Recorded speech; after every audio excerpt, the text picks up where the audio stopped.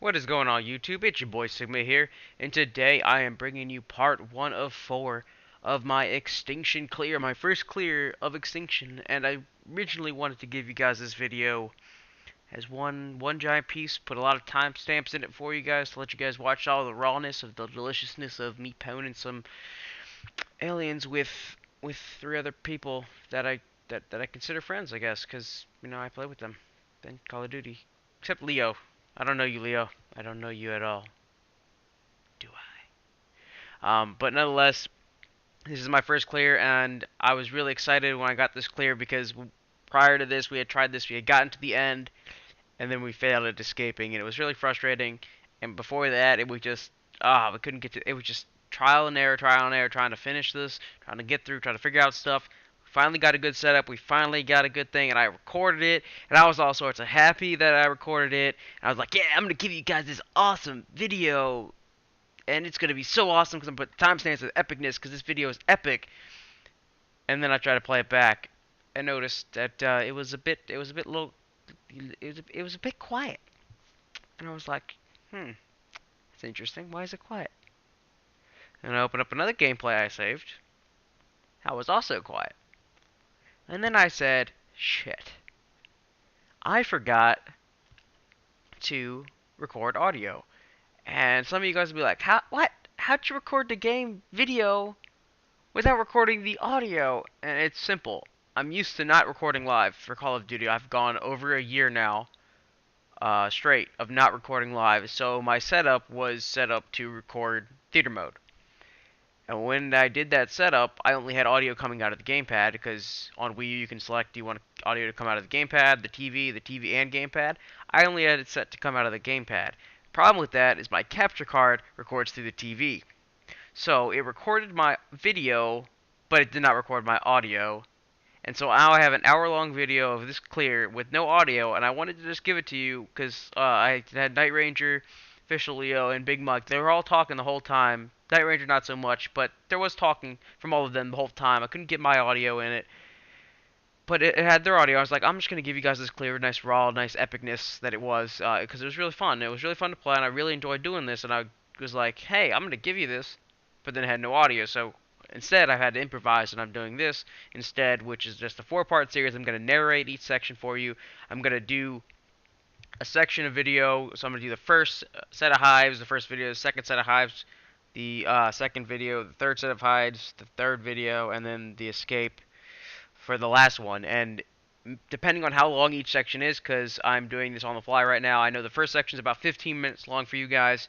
Hopefully each section will be about 15 minutes so that can happen. If not, then it'll have to be split up differently. But hopefully this is going to be part 1 of 4. I'm going to split it only into 4 pieces, but depending on how long each piece is, they may vary in what they actually do.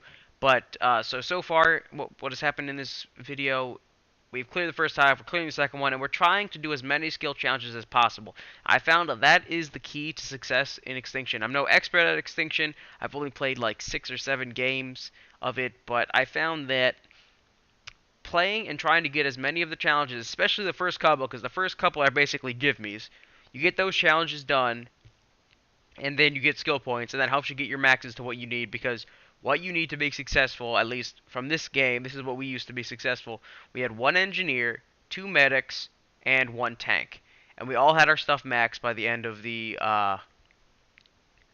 third round area, or the second round area to the third round, because we wanted to keep it so that we could have all the benefits of each class without having to worry about having to upgrade those classes. We wanted to focus on those things first. Like, you'll see me focus on Sentry first because I wanted to get my Sentry gun all the way up to max as fast as possible. I could put down 2 support Sentry guns. That way we could go in and kill some aliens with some Sentry guns.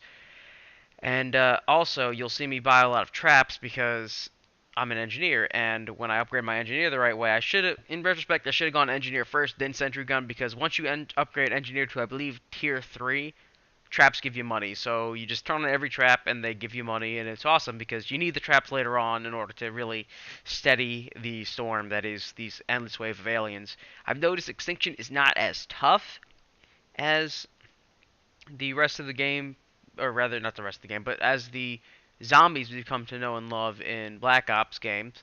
Um, but it's definitely challenging if you allow it to go too long without continuing to the next part. The game will spawn more aliens and you will die. And there is no sugarcoating that you will die.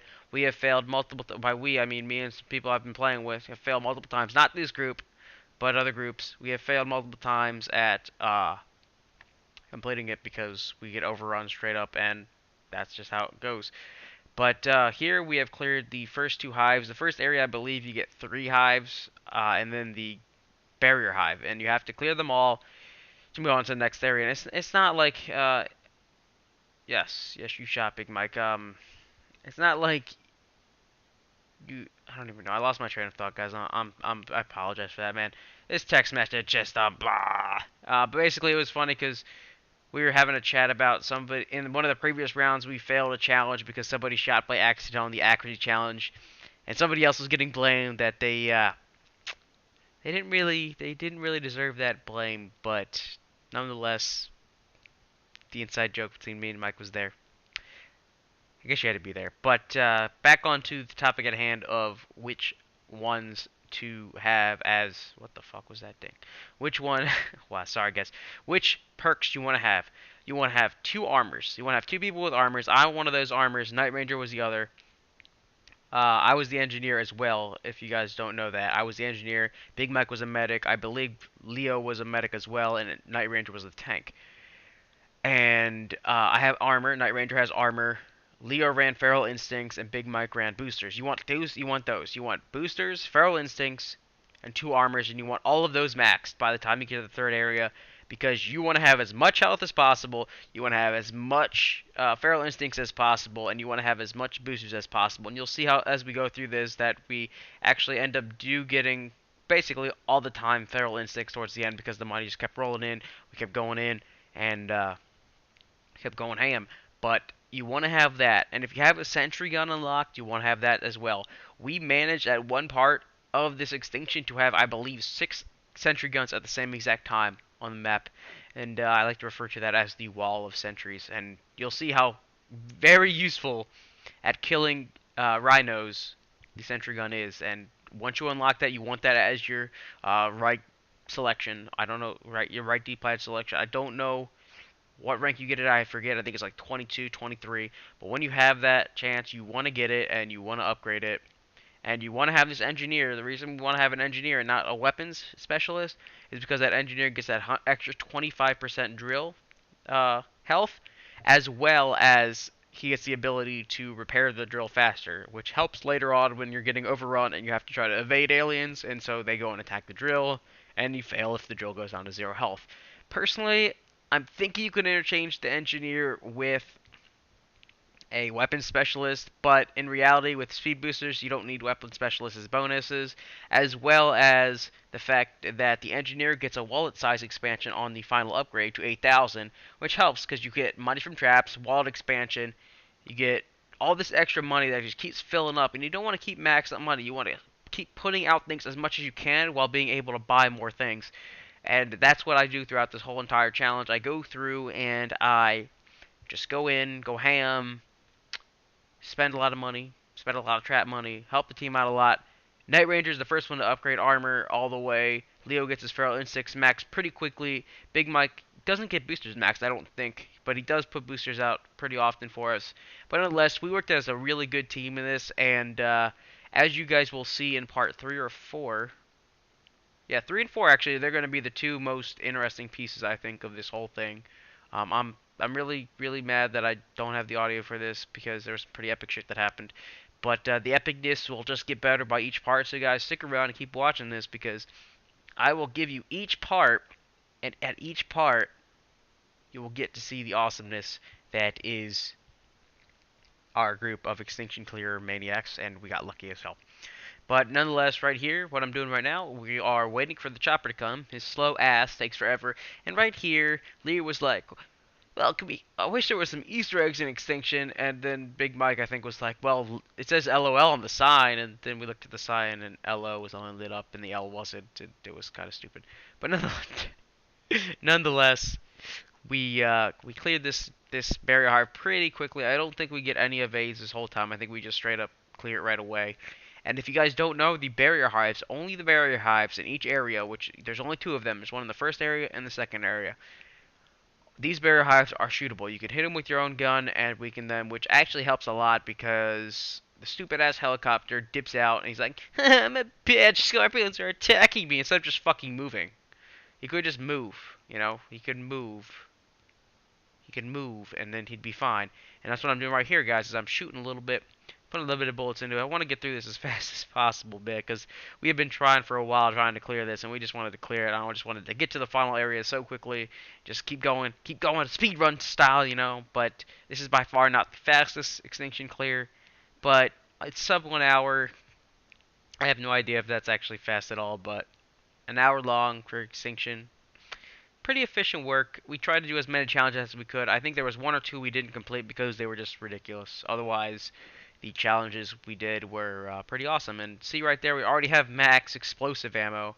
That is another thing I would recommend. I would recommend explosive ammo. I've seen some people use piercing rounds. Piercing rounds might be just as useful as exploding ammo, but exploding ammo hands down is the greatest ammo because it causes explosions that I'm pretty sure have blast damage that can affect other aliens in the radius. And as you see, my time to kill with this vector is pretty quick, so I'm not quite sure if explosives or piercing are the best. I'm not an expert. I'm not all Drifter in depth about it, but maybe Drifter will put up a video about the weapon ammo types. But I'm pretty sure explosive is just a better incendiary ammo.